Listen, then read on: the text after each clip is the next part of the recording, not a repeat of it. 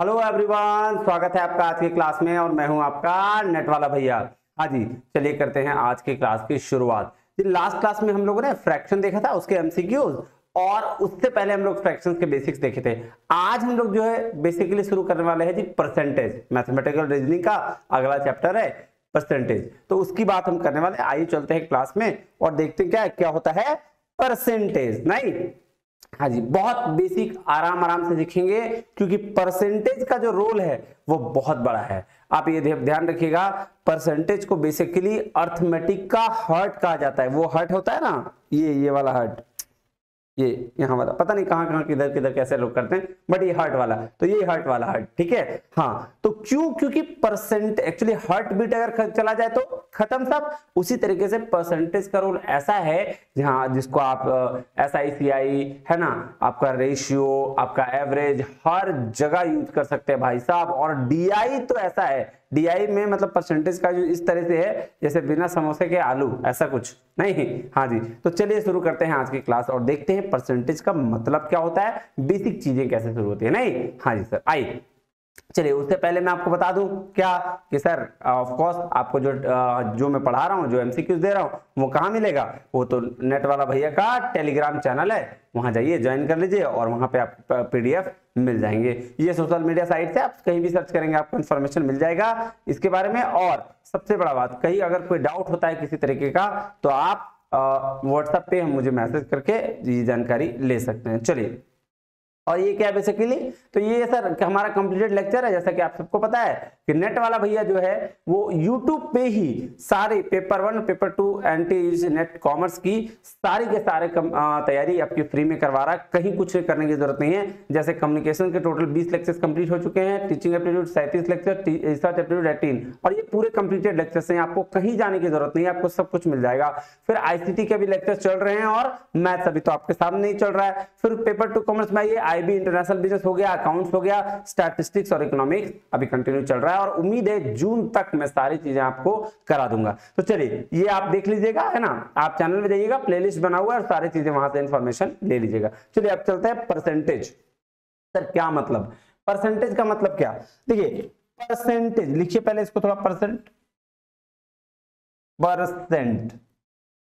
पर का मतलब हो गया इच और सेंट का मतलब हो गया 100। तो अगर हम इसको ये कहें प्रत्येक इच मतलब प्रत्येक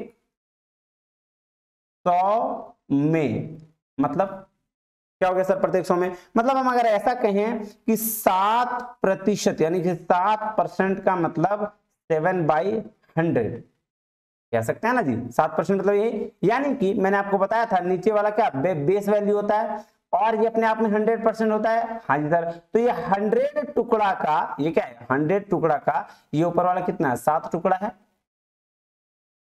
हाँ कि ना?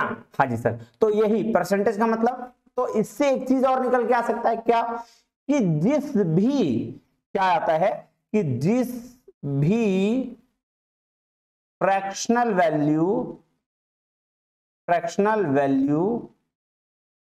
के डिनोमिनेटर में 100 रहे उसको भाई साहब क्या कहते हैं, वही कहलाता है क्या, परसेंटेज। एकदम बेसिक भाषा में समझ में आ गया बात? हाँ जी, तो मैंने क्या बोला, एकदम कुछ नहीं, परसेंट मतलब each 100, प्रत्येक 100 में। तो प्रत्येक 100 में जितना न्यूमरेटर में रहेगा वही क्या होगा सर, वो तो आपका उसका टुकड़ा। जैसे 100 बेस वैल्यू 100 क्या बताता है, 100% को बताता है। तो हमने क्या बोला कि जिस भी फ्रैक्शनल वैल्यू में उसके डिनोमिनेटर में 100 लिखा हुआ हो वो वैल्यू क्या कहलाती है सर? वो वैल्यू कहलाती है जी क्या, परसेंटेज। क्लियर है बात? हाँ जी सर। अब आइए चलिए देखते हैं कुछ क्वेश्चंस, कैसे एग्जांपल्स के तौर पर समझते हैं। सपोज कीजिए x है और y है, x के पास 40 रुपया है, y के पास 50 रुपया है। पूछा क्वेश्चन, देखिए कैसे पूछा जाता है। देखिए ये अगर आपने समझ लिया ना तो आपका 80% DI का चीज सॉल्व हो जाएगा। तो आपको बेसिकली क्या करना है, ध्यान से समझना है क्या बोल रहा है इस क्वेश्चन में, ध्यान समझिएगा। बोला x is what percent of y, y का कितना परसेंट x है, यही है। अगर मैं इसको हिंदी लिखूं तो y का कितना परसेंट x है, यही है। सिंपल सा बात है, हाँ कि नहीं? हाँ सर। अब देखिए ये एक चीज और ध्यान में रखिएगा, मैं आपको इसको बनाने का तरीका बता रहा हूं। जहां भी ऑफ के साथ y, ऑफ के साथ कोई वैल्यू लिखा हो या देन के साथ कोई वैल्यू लिखा हो, आप उसको हमेशा बेस वैल्यू मानिएगा।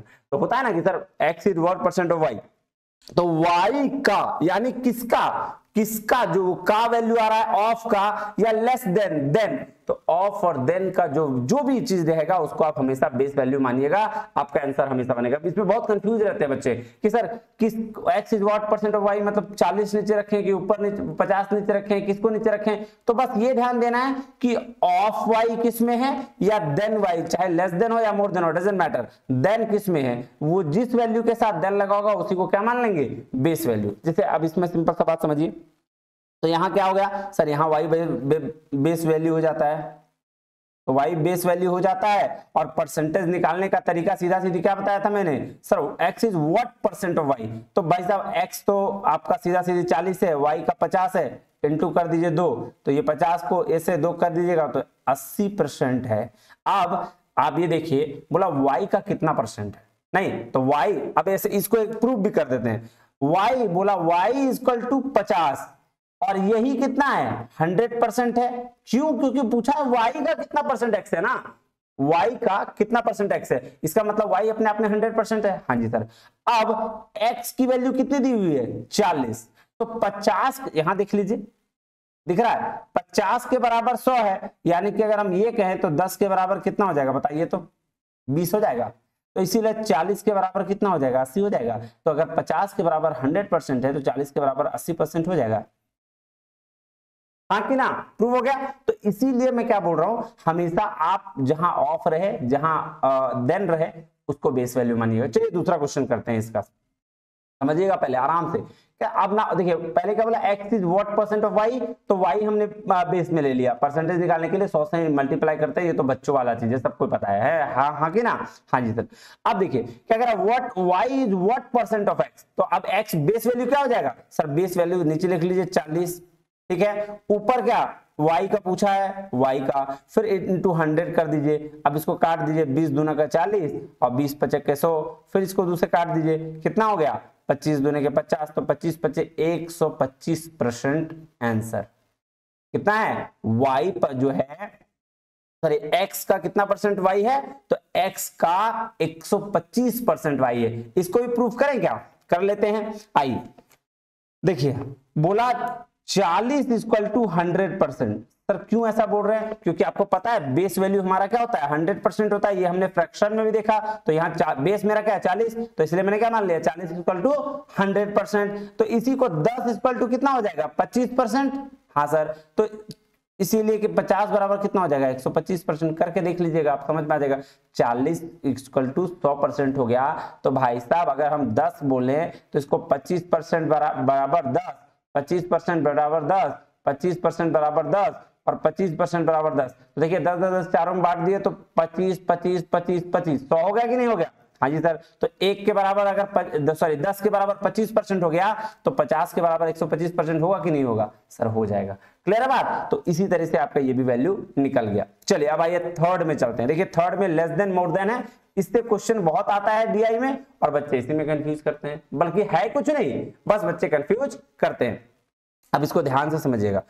यहां बोला उसने क्या बोला, इसने बोला x is what percent less than y, y से कितना कम है, नहीं y से है ना, y से कितना परसेंट कम है x, ये बात ध्यान में रखिएगा। तो सबसे पहले y का वैल्यू कितना, सर y का वैल्यू है आपका 50, x का वैल्यू कितना 40, ठीक है। तो डिफरेंस कितना, क्योंकि लेस देन बोला है ना, कितना कम है, तो पहले 10 ले लीजिए, ठीक है 10 निकल गया क्या आपका लेस देन वैल्यू। अब जो पूछा है किससे, तो बेस वैल्यू देन वाई लिखा है, मतलब बेस वैल्यू क्या होगा सर, बेस वैल्यू तो हमेशा 50 होता है, 50 होगा, क्योंकि वाई जहां देन उसके बगल वाला वैल्यू का हम वैल्यू पुट करेंगे इंटू कर दीजिए, 50 से कम 50, 50 दूनी के 100, ठीक है, 10 दूनी के 20। अब देखिए ये क्या हो जाएगा, 20% आंसर हो जाएगा। समझ में आ रही बात? हमको एक बात बताइए। हाँ जी सर। बोलेगा सर 100 क्यों लिखे, परसेंटेज में बदलना था इसलिए मल्टीप्लाई 100 से किए। सर 50 क्यों आया, 50 इसलिए आया क्योंकि इसका बेस वैल्यू 50 हो जाएगा। पूछा ही क्वेश्चन वैसा है कि y से कितना कम है x, तो y से पूछा है ना, तो y कंपैरिजन जो होता है ना, जो स्तंभ होता है, जैसे मैं ये बोलूं इस रिमोट से कितना ये दूरी पर है, तो किससे दूरी पर पूछा है, रिमोट से ना, तो रिमोट हो गया आपका क्या, बेस वैल्यू। उसी तरीके से यहां पूछा कि y से कितना परसेंट x है, ये y हो गया, हाँ जी, ये हो गया x, हाँ जी, तो बोला y से कितना परसेंट x है, तो बताइए कि कंपैरिजन किससे करेंगे हम, इससे ना, क्योंकि यही बेस वैल्यू, हाँ जी, तो इसीलिए y की वैल्यू 50 हो गई।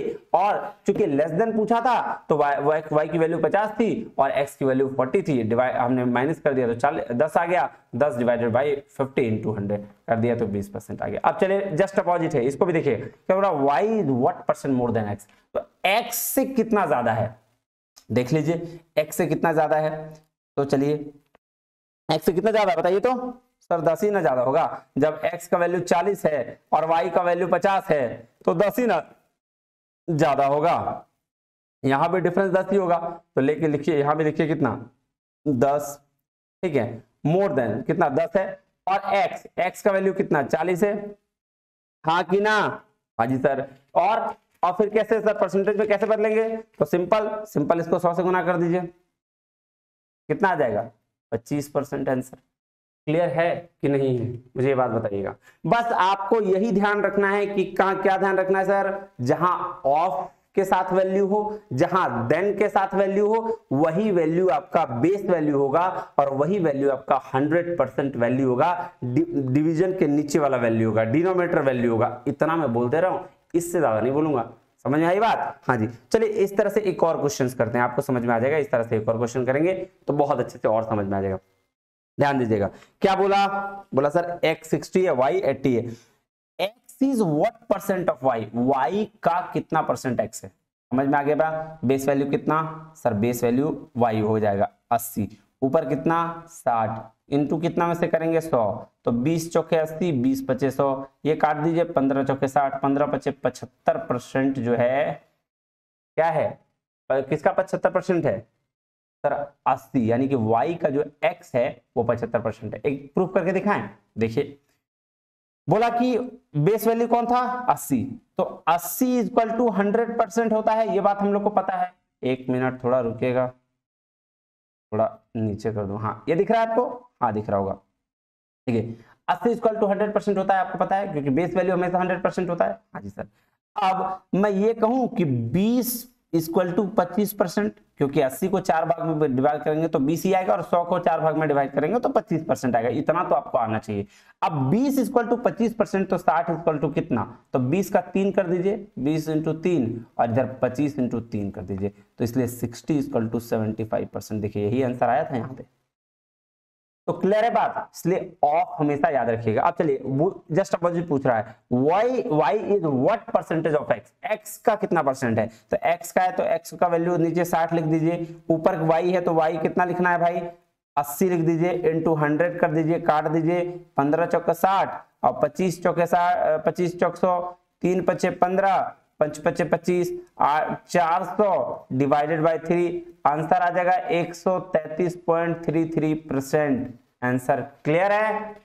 हाँ जी सर। सेम कहानी यहाँ नीचे आइए, पूछा क्या, x is what percent less than y, भाई साहब कितना परसेंट y से क्या है, कम है, तो y से कम है ना, तो y की वैल्यू कितनी 80 माइनस 60, तो डिफरेंस कितना 20, ठीक है, तो 20 ऊपर हो गया, हाँ जी, किसके देन था उसी को बेस में हम लोग बेस वैल्यू मानते हैं, ये बात आपको मैंने बता रखा है कि y जो है जहां देन लिखा हो उसके बगल जो चीज हो वो सारा वो क्या हो गया बेस वैल्यू, तो y का मान कितना 80 इंटू 100 करेंगे क्योंकि परसेंटेज में चेंज करना है, तो 20 चौके 80 और 20 पचे 100, फिर 4 से काट दीजिए, 4 पचे 20, यानी कि 25% आंसर इसका कितना परसेंट कम है सर 25%। क्लियर है बात, हाँ कि ना?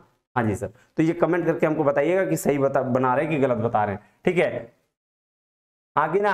हाँ जी। अब ये बोला y is what percent more than x, इसका मतलब क्या हुआ, बोल रहा भाई साहब x से कितना ज्यादा है भाई, किससे, x से, तो x बेस वैल्यू हो गया सर, बेस वैल्यू 60 है, ठीक है, कितना ज्यादा, BC ज्यादा है ना, क्योंकि 60 में से 80 है, तो यानी कि प्लस कितना BC है, BC इसमें ज्यादा है, हाँ तो 20 को ऊपर रख लीजिए, आपको परसेंटेज में निकालना है, इंटू 100 से मल्टीप्लाई कर दीजिए, कर लीजिए 15 चौके 60 और फिर कर लीजिए आपका 25 चौके 100, ठीक है, 3 पचे 15 और इधर कितना 5 पचे 25, 100/3 यानी कि 33.33% आंसर आ जाएगा। क्लियर है बात, कोई दिक्कत नहीं सर। चलिए आइए आगे चलते हैं, ये देखिए, ओहो सैलरी, उफ उफ, आधे लोग जो काम पे होंगे ना वो मन में देख के फूट रहा होगा लड्डू, सैलरी वाली बात है कि नहीं। देखिए क्या बोल रहा है, इस पर ध्यान दीजिएगा, ठीक है, इसको ध्यान देना बहुत जरूरी है। क्या बोला, बोला 4 महीने की सैलरी दी गई, salary of 4 months are given, ठीक है, तो उसके क्वेश्चंस क्या पूछा, बोला मार्च अप्रैल मई जून का आपको डेटा दिया गया है और क्वेश्चंस पूछा गया, बोला what is the percentage change in salary from March to June, March to June. देखिए बेस यहां फ्रॉम आ गया, किससे, मार्च से जून तक का, क्या बोला, मार्च से जून नहीं, मार्च और जून का ये बताना है क्या कि कितना चेंजेज हुआ। तो आप देखिए बेस ये वैल्यू यहां पे क्या हो जाएगा 6000 रुपया, क्यों, क्योंकि मार्च से पूछा है, किससे, जैसे मैंने बताया था रिमोट से पेन की दूरी, ठीक है, डिफरेंस है, तो रिमोट से ना, तो इस रिमोट की क्या हो गया बेस वैल्यू, अब उससे इसका चेक करेंगे। क्लियर है बात, हाँ जी। तो आइए अब देखिए कितना का डिफरेंस है, तो देखिए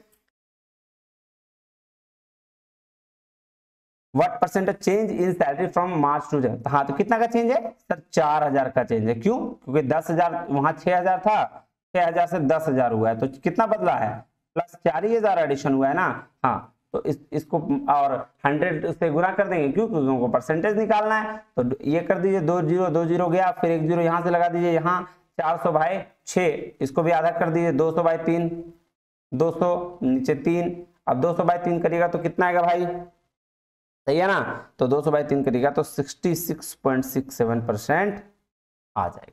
क्लियर है बात, हाँ जी, कोई दिक्कत है तो बताइए, बेसिक से समझिएगा। यहां सिंपली सी बात बोला, क्या बोला, बोला मार्च और जून के बीच का सैलरी का जो परसेंटेज है डिफरेंस ज्यादा जो आया वो कितना आया, तो मैंने बोला भाई साहब 6000 रुपया था मार्च में मेरा सैलरी और जून में मेरा सैलरी हो गया 10,000, तो उसका डिफरेंस कितना 4000, और हमको कंपेयर किससे करना था, जो मेरा शुरुआती था, जो बेस वैल्यू था वो 6000, 4000 डिवाइड बाय 6000 इंटू 100 आ गया 66.67% आंसर। क्लियर है बात, हाँ जी। अब देखिएगा नेक्स्ट सवाल है, कह रहा what is the growth rate in salary in may over the previous month.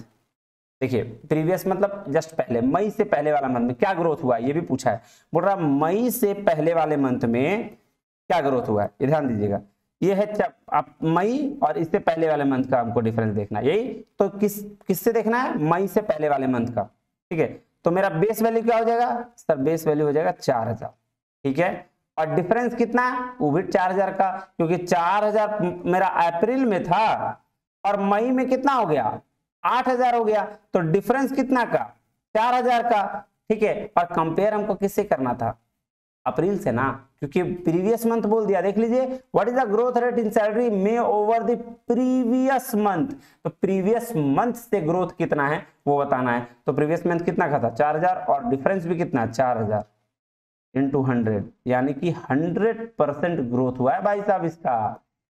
Clear है बात, हाँ जी। अब चलिए नेक्स्ट चलते हैं, नेक्स्ट क्या बोल रहा है ध्यान दीजिएगा, कह रहा what is the percentage change in salary in April, April में कितना चेंज हुआ है ये भी देखिए। आइए तो अप्रैल में चेंज हुआ है, चेंज किससे देखेंगे, उससे पहले वाले ईयर से, जैसे मैं बोलूं कि इस साल आपका कितना आया है तो कैसे पता चलेगा इस साल कितना है वो तो बता देंगे, बोले अगर हम ये कहें कि कितना ज्यादा आया है, ठीक है, ठीक है, अप्रैल में आपका कितना आया, इसका मतलब पहले भी कुछ आया होगा, या आपका ऐसा बोल सकते हैं रिजल्ट्स होता है, कभी भी कोई रिजल्ट्स आता है तो बोलते ठीक है ना बताओ ना इस महीना में कितना आया है, इसका मतलब क्या हुआ कि पिछला महीना में आपका और आया होगा, इस महीना में आया है, मतलब पूछने का मतलब अगर आप ये पूछते ना कितना सैलरी आया, चलो ठीक है, लेकिन आपने पूछ दिया इस महीना में कितना आया, इसका मतलब क्या पहले कभी सैलरी आपका आ चुका होगा। तो इसी तरह से यहां पूछने क्या पूछा कि percentage change in salary in April, April में कितना बदलाव हुआ है। ठीक है, तो अप्रैल में बदलाव हुआ है, इसका मतलब पहले वाला मंथ से कंपेयर करना पड़ेगा। हाँ जी सर, आइए देखिए पहले वाला मंथ में कितना है सर, आपका मार्च में कितना है 6000 और अभी अप्रैल में कितना हो गया 4000। मार्च में कितना था 6000 और अभी अप्रैल में कितना हो गया 4000, यानी कि 2000 का लॉस हो गया है सर। हो गया कि नहीं हो गया, हाँ कि ना, हाँ सर। तो 2000 का डिक्रीमेंट हुआ यहाँ, है ना। और बेस वैल्यू क्या किससे कंपेयर करना था, मार्च से, क्योंकि अप्रैल में तो हमको चेक करना था उससे पहले वाले से। तो 2000 डिवाइड बाय 6000 इंटू 100, ये काट दीजिए, ये दो जीरो काट दीजिए, फिर एक काट दीजिए, फिर एक काट दीजिए, फिर यहां से करिए 3 दूना 6 और नहीं 2 तिया 6, ठीक है, ठीक तो यार 3 दूना 6 और 100, यानी कि आंसर आ जाएगा 33.33%। क्लियर है बात, समझ में आया जी। हाँ जी, चलिए अब नेक्स्ट देखिए, नेक्स्ट क्या कह रहा है। नेक्स्ट वाला क्वेश्चन ध्यान से समझिएगा, ये बहुत इंपॉर्टेंट क्वेश्चन है। कह रहा what is the percentage change in salary over the months. Her month में जो मंथ टू मंथ सैलरी में चेंजेस हो रहा है उसको कैलकुलेट करना है। तो आइए पहले एक एक करके कैलकुलेट करते हैं, ध्यान दीजिएगा। 6000, ठीक है, 6000 से 4000 हुआ, ये तो पहला ही आंसर आपका आ गया। कितना 6000 से 4000 हुआ, तो यानी कि लॉस हो गया था भाई 33% का। चलिए दूसरा निकाल लें। हाँ जी सर, आइए दिखा देते हैं। फिर दूसरा क्या, फिर 4000 से 8000, 4000 से 8000 हुआ, यानी कि ग्रोथ हुआ कितना 100% का, ये भी देख लीजिए। ठीक है, और तीसरा क्या पूछा, तीसरा पूछा भाई मई से जून में कितना ग्रोथ हुआ। हाँ, इसको निकालना पड़ेगा, दो चीज ऑलरेडी निकाल चुके हैं, तीसरा निकाल लीजिए। तीसरा कितना था, तो 8000 था कितना, कौन से मंथ में सर, मार्च अप्रैल मई, मई में, और जून में कितना था 10,000। ठीक है, तो 2000 का क्या डिफरेंशिएट, यानी कि इंक्रीज किया है सैलरी। हाँ जी सर, इंक्रीज किया है। तो 2000 डिवाइडेड बाय कंपेयर किससे, मई से 8000 इंटू 100, क्यों, क्योंकि परसेंटेज आना है। 2 एक कम 2, 2 चौके 8, इधर काट दीजिए, ये इधर काट दिए 25, आंसर कितना 25%। एक्चुअली इसमें 3 वैल्यू निकलेगा, लेकिन ऑलरेडी मैंने 2 निकाल दिया है, इसलिए नहीं निकाला। कैसे, ये भी बता देता हूं आपको। इसने पूछा कि आपके जो टोटल मंथ है उसका कंपेयर करके बताओ कि पिछला महीना से अगला महीना कितना इंक्रीमेंट हुआ। तो 6000 पिछला था, मतलब मार्च में था, अप्रैल में 2000 का झटका लगा, उसका परसेंटेज ऑलरेडी निकाल चुका हूं मैं। फिर अप्रैल में 4 था, फिर उससे मई में कितना हुआ उसका भी मैं निकाल चुका हूं, लेकिन मई टू जून मैंने नहीं निकाला था, इसलिए आपको निकाल के दिखा दिया। ठीक है, तो यही चीज है, इसमें कुछ नहीं करना है और कुछ भी नहीं करना है। क्लियर हो गया बात समझ में आई, आगे ना। हाँ जी सर, अब चलिए चलते हैं एक नई तरीके के क्वेश्चन में, आइए इसको देखते हैं, और इसमें फिर क्या, फिर इस तरह के क्वेश्चंस को भी कंप्लीट करेंगे। वो जो मैंने बताया ये वाला चीज, इसको ध्यान रखना, ये आपका यूज कहां आएगा, डीआई में सबसे ज्यादा यूज आएगा। ठीक है, हाँ जी, आइए अब क्वेश्चन करते हैं। क्या बोला, ध्यान से समझिएगा। अ मैन स्पेंड, एक आदमी खर्च करता है 12.5% ऑफ हिज इनकम, उसका इनकम जो भी होगा उसका वो 12.5% खर्च करता है। If his income and expenditure are increased by 10% and 20%, then find percent change in his savings। ध्यान से समझिएगा, आपको यहाँ फ्रैक्शन का यूज आने वाला है। सर 12.5% का फ्रैक्शनल वैल्यू कितना, 1 डिवाइडेड बाई 8, यही तो था 1/8, था कि नहीं था। हाँ जी सर, ये वैल्यू क्या और ये वैल्यू क्या, मुझे बताइए बताइए। सर ये वैल्यू को एक्सपेंस बोलेंगे, क्योंकि 1/8 खर्चा कर रहा है, तो ये एक्सपेंस हो गया। हाँ जी, और ये 8वां वैल्यू क्या हो गया सर, इनकम, क्योंकि टोटल यही है, यही हमने तो यही सीखा था ना फ्रैक्शन में, क्या कि सर 8 टुकड़ा का 1 टुकड़ा ये है, और बेस वैल्यू हमेशा 100% होता है, और इनकम तो अपना 100% है ना, ऐसा इनकम में तो घटा नहीं ना दोगे। अब एक चीज और ध्यान रखना, 1/8 में से 1 हो गया अगर एक्सपेंस और ये हो गया इनकम, तो इन दोनों का जो डिफरेंस आएगा 7, वो क्या हो जाएगा सर, इसको हम लोग कहेंगे सेविंग्स। बात समझ में आया? बात समझ में आया कि नहीं आया, ये पहले हमको बताइए। तो अब यहां हम देखें तो क्वेश्चन को 3 भाग में बांट दिया। कैसे, मैं थोड़ा इसको डिटेल में पढ़ा रहा हूं ताकि वैसे बनाने को तुरंत बन जाएगा, लेकिन मैं आपको 3 भाग में बांट के समझा रहा हूं कि बेसिकली क्या किया इसने। एक भाग को बांट दिया इसने इनकम में, एक हो गया सेविंग्स और एक हो गया एक्सपेंडिचर। तो ये बात तो आपको पता है कि सेविंग्स और एक्सपेंडिचर को मिला देंगे तो आपका इनकम, वही ना हुआ, या फिर इनकम में सेविंग्स को माइनस कर देंगे तो एक्सपेंडिचर। तो आप इस बात को ध्यान से समझिएगा, इस बात को समझने लायक है, ठीक है। ये 3 चीज में बांट दिया है, ठीक है, ये समझने लायक क्वेश्चन है। एक बार आप समझ गए ना, सारा क्वेश्चन फटाक से बनेगा। अब इसने क्या बोला कि एक क्या था मेरा सर, एक्सपेंसेस, तो एक को, और ये फिर देखिए 7 मेरा क्या हो गया सेविंग्स, तो टोटल मिला के 8 मेरा क्या हो गया सर, ये हो गया इनकम, ये हो गया इनकम, ये हो गया सेविंग्स, और ये क्या हो गया, ये एक्सपेंडिचर। समझ में आई बात? कोई दिक्कत है? 1/8, 8 में से एक टुकड़ा क्या था सर, एक्सपेंडिचर था, 8 में 7 टुकड़ा हो गया सेविंग्स, और इन दोनों को जोड़ दिए तो 8 टुकड़ा क्या हो गया सर, इनकम। बात खत्म, यहां तक कोई दिक्कत नहीं सर। आगे चलिए, अब देखिए क्या बोल रहा है इनकम और एक्सपेंडिचर बढ़ गया 10 और 20% से, तो इनकम 10% से बढ़ गया। आइए इनकम को 10% से बढ़ा देते हैं, इनकम को 10% से बढ़ा दिए, ठीक है, तो हो गया 80%, ठीक है। और देखिए बोला और क्या, एक्सपेंसेस को कितना से बढ़ाया है, एक्सपेंसेस को 20% से बढ़ाया है, तो एक्सपेंसेस को 20% से बढ़ा दीजिए तो यहां हो जाएगा 20%।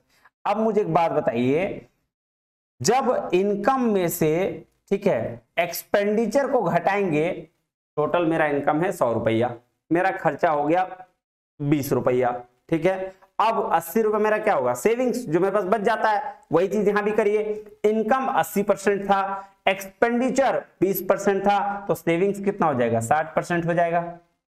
होगा कि नहीं होगा, बोलो बोलो, होगा कि नहीं होगा? हाँ, तो सेविंग्स 60% कितना के लिए, 7 टुकड़ा के लिए, तो एक टुकड़ा के लिए सेविंग्स कितना हो जाएगा, तो 60/7 यानी कि 7×8 = 8.55%, और यही इसको यहां से गुना करिएगा, ये वैल्यू जो है, ये परसेंटेज वैल्यू, यही हो जाएगा इसका आंसर 8.55%।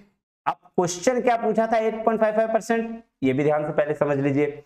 इसने बोला एक आदमी है, वो खर्चा करता है 12.5%, ठीक है, और उस अगर जितना इनकम कमाता है वो 12.5% खर्चा करता है। कहता है अगर उसने अपनी इनकम को 10% से बढ़ा दिया और 20% से उसका एक्सपेंडिचर भी बढ़ गया, दोनों बढ़ गया, तो find percentage change in his savings, तो उसकी सेविंग्स जो चेंज होगी वो कितने से होगी, तो ये कितने से चेंज हुई सेविंग्स, 8.55% से सेविंग क्या होगी, चेंज होगी। क्लियर है बात? कोई दिक्कत? मुझे तो नहीं लगता। चलिए और क्वेश्चन करते हैं और क्लैरिटी के साथ समझते हैं। आइए ये देखिएगा, इस क्वेश्चन को भी ध्यान से समझिएगा, इसमें कुछ नहीं है। कह रहा एक आदमी स्पेंड करता है 9,000 रुपया ऑफ हिज इनकम का, ठीक है, 13,500, देखिए 9,000 रुपया खर्च करता है, 13,500 इनकम उसका इनकम है, तो मैं यहां इसको ऐसे लिख दूं, एक्सपेंसेस और इनकम, एक्सपेंसेस 9,000, इनकम हो गया 13,500, ठीक है, बिल्कुल सही, हाँ कि ना?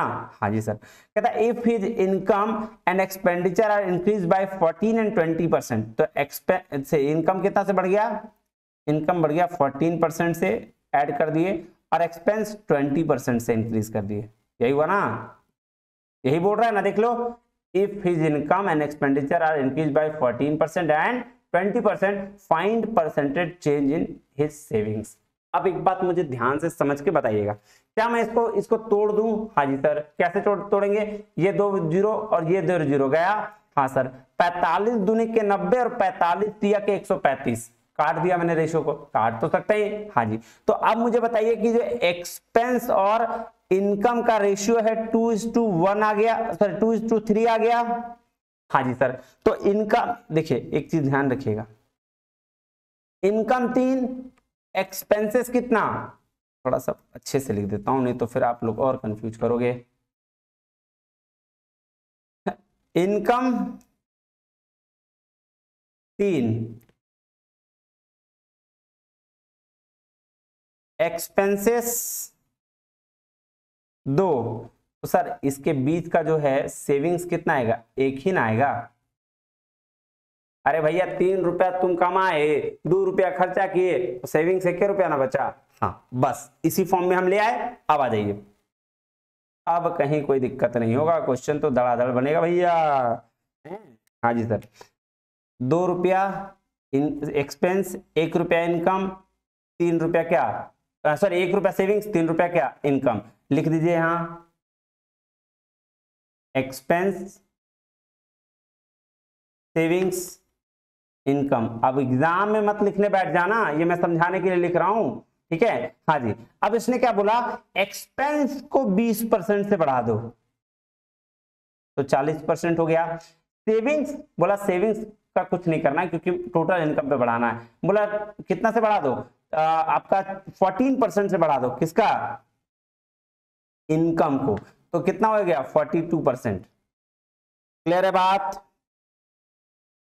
एक मिनट रुक जाना भाई, क्या किया है, if his income and expenditure are income, तो इनकम 14% से बढ़ा है और एक्सपेंस बढ़ा है 20% से। हाँ ठीक ठीक ठीक, बिल्कुल ठीक जा रहे हैं कि एक्सपेंस 20% से। हाँ ठीक है, अब आ जाओ, तो यहां देखो ये बात ध्यान रखो, एक्सपेंस और इनकम, तो इनकम में एक्सपेंस अगर घटा देंगे तो सेविंग्स कितना 2% बचेगा यहां, हाँ कि ना, क्योंकि 42% इनकम था और एक्सपेंस कितना था 40%, तो आपका कितना आ जाएगा सर 2% आएगा, और यहाँ एक ही वैल्यू है इसलिए 2% ही रह जाएगा, और यही 2% क्या हो जाएगा, चेंजेज हो जाएगा। यही चेंजेज आपके इसमें होगा, किसमें, find percent change in his savings. तो उसके इनकम के बढ़ने और एक्सपेंडिचर के बढ़ने की वजह से उसके सेविंग्स में 2% की बढ़ोतरी होगी या कमी होगी, क्या होगा, इंक्रीमेंट होगा, 2% बढ़ेगा। क्लियर बात। अब सर सवाल है घट जाता तो भाई साहब ये वैल्यू ना माइनस में आ जाती, तो हम बोलते कि उसकी सेविंग्स में क्या डिक्रीमेंट हुआ है। आइए वैसा भी क्वेश्चन होगा आगे तो करेंगे। चलिए नेक्स्ट क्वेश्चन चलें। हाँ जी सर, आइए चलते हैं नेक्स्ट क्वेश्चन, देखिए क्या बोलता है, ध्यान दीजिएगा क्या बोल रहा है। A shopkeeper purchase few articles, कुछ एक शॉपकीपर एक दुकानदार है, उसने कुछ आर्टिकल खरीदा 1,89,760 रुपए का। बाप रे, बहुत सब महंगा, मतलब ज्यादा महंगा खरीद लिया इसने। ही सोल्ड, यहां तक इसने परचेज किया था, अब बात सेलिंग क्या आ रही है। ही sold 2/5 of them at the 13% profit. अब देखिए कोई भी चीज मान लेते इतना सामान खरीदा है, इसको कुछ आर्टिकल, मतलब मान लेते मैंने 100 सामान खरीदा एक 100% वैल्यू वाली, तो उसका 2/5 खरीदा, तो मैं ये कहूं कि 5 आर्टिकल थे, 5 आर्टिकल में 2 आर्टिकल को इसने बेच दिया कितने पे, 13% प्रॉफिट पे। यही हुआ, क्योंकि 2/5 का मतलब तो यही हुआ ना कि 5 टुकड़ा में से 2 टुकड़ा बेच दिया। समझ में आया, कितने परसेंट पे, 13% पे। हाँ कि ना, मुझे ये बात बताओ। हाँ ठीक है, अब ध्यान दो, अब इस बात को अगर ये चीज समझ गए तो अब ध्यान देना। हमने कहा 2 हिस्सा बेच दिया, 5 टोटल हिस्सा था, तो अभी भी मेरे पास रिमेनिंग कितना परसेंट है, कितना हिस्सा रहा है, 3 हिस्सा रहा है। अब आ जाओ, अब पहले क्वेश्चन पढ़ो। तो इसने बोला कि ही sold 2/5 at the rate 13% profit, तो 2/5 हिस्सा 13% प्रॉफिट बेचा, बिल्कुल सही। बोल रहा है calculate the percent of profit at which he must sell the remaining so that he may gain 19% profit overall. तो एक चीज यहां तीन तरीके से बांट दिया, बोला 2/5 को 13% में बेच दिया, 2/5 ये 2 हिस्सा जो था इसको 13% में बेच दिया, और ओवरऑल मतलब सब सारा सामान को 19% का गेन हो जाए, तो इसको जो ये 3 हिस्सा है, ये जो 3 हिस्सा दिख रहा है, इस 3 हिस्सा को हम कितना परसेंट में बेचेंगे, कितना परसेंट प्रॉफिट में बेचेंगे कि मेरा गेन जो है वो 19% हो जाए। बात समझ में आई। फिर से एक बार फिर से रिवाइज करा दे रहा हूं, ध्यान से देखिएगा। इस 3 तरीके से क्वेश्चन को बांट दिया। बोला एक आदमी ने सामान खरीदा, ठीक, उसने बेचा 2/5 हिस्सा को 13% पर।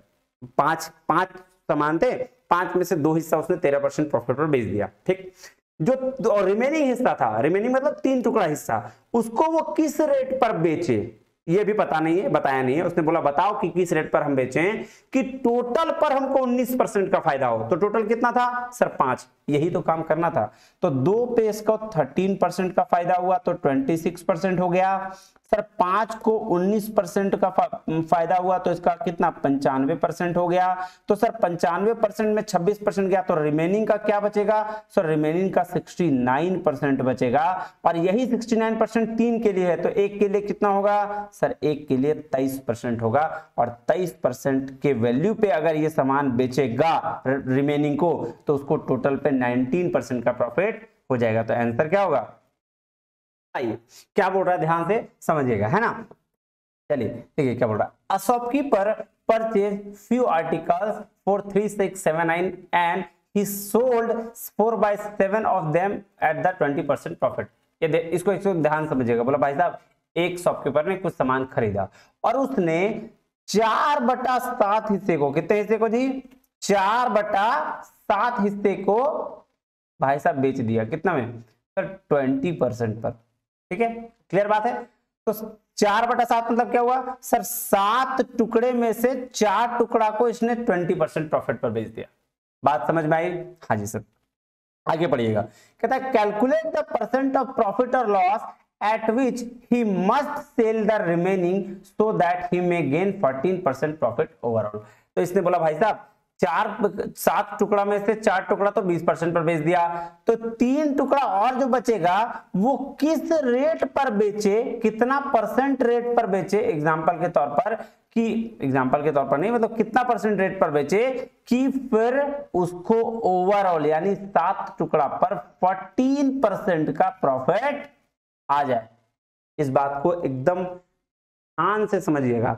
एक दुकानदार गया, सामान खरीदा, उसने फिर 7 टुकड़ा सामान खरीदा। ठीक है, मान लीजिए 7 टुकड़ा, 7 टुकड़ा में से 4 टुकड़ा उसने क्या किया 20% प्रॉफिट पर बेच दिया। ठीक, 3 टुकड़ा उसके पास बचा। हाँ जी सर, ये क्वेश्चन पूछ रहा है कि वो जो 3 टुकड़ा है उस 3 टुकड़ा को हम कितना परसेंट प्रॉफिट या लॉस पर बेचें कि टोटल 7 टुकड़ा पर हमको 14% का प्रॉफिट आ जाए। क्लियर बात समझ में आई, हाँ जी सर। तो आइए इसको ध्यान से समझिएगा। 4 टुकड़ा पर 20% का प्रॉफिट यानी कि 80%। हाँ जी सर। फिर 3 टुकड़ा जो बचा उस पर कितना सर पता नहीं, छोड़ दीजिए अभी। फिर टोटल 7 टुकड़ा पर 14% का हमको कितना मिला प्रॉफिट मिला, 14/98%। अब टोटल मेरा क्या था टोटल प्रॉफिट परसेंटेज, और ये क्या था 4/7 का प्रॉफिट परसेंटेज 80। तो 80 में से आओ तो फिर रिमेनिंग के लिए जो प्रॉफिट परसेंटेज हमको निकालना है, जो बचा हुआ था 3 टुकड़ा, उसके लिए क्या करेंगे 98 में से 80% माइनस कर देंगे तो 18% बचेगा। तो सर 18% किसके लिए 3 टुकड़ा के लिए, तो 1 टुकड़ा के लिए कितना हो जाएगा सर, 1 टुकड़ा के लिए हो जाएगा 6%। और यही 6% क्या हो जाएगा आपका आंसर हो जाएगा।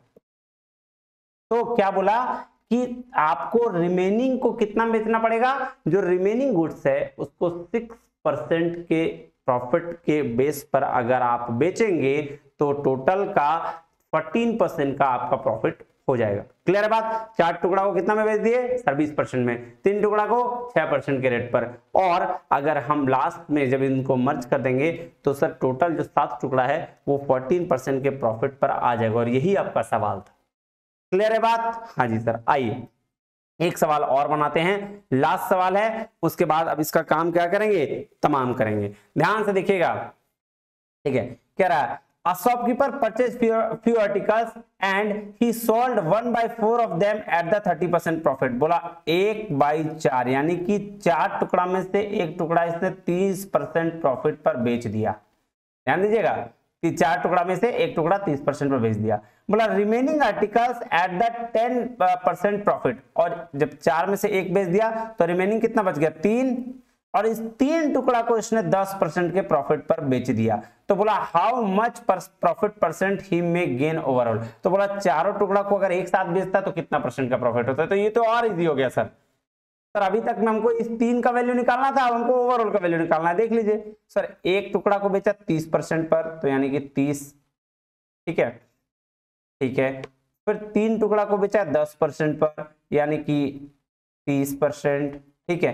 तो और 4 टुकड़ा को, यहाँ 30 60% हो गया, तो 4 है, तो इसको कितना से करेंगे, तो 15% के हिसाब से अगर आप बेच देंगे तो आपको क्या, चारों को अगर एक साथ बेचते तो 15% के प्रॉफिट आपको होता। समझ में आई बात? सर एक टुकड़ा को बेचे कितना में, 30% पर, 3 टुकड़ा को 10% के हिसाब से, तो टोटल परसेंटेज कितना, 30%, 30%। अब दोनों को मिला देंगे तो टोटल का परसेंटेज कितना, 60%। अब 60% हो गया 4 का, तो एक का कितना, एक का हो गया सर 15%, और यही इसकी वैल्यू थी। क्लियर बात? हाँ जी सर। चलिए आज के लिए इतना ही, मिलते हैं अगले वीडियो में, तब तक के लिए बहुत बहुत धन्यवाद, थैंक यू वेरी मच। और आप लोग टेलीग्राम चैनल जरूर ज्वाइन कीजिएगा, वहां आपको ये सारा क्वेश्चंस मिल जाएगा, एक बार इसको फिर से प्रैक्टिस करिएगा, ठीक है। हाँ जी सर, और फिर कुछ और भी क्वेश्चंस हम आपको देंगे। मिलते हैं अगले परसेंटेज के वीडियो में। थैंक यू वेरी मच, जय हिंद।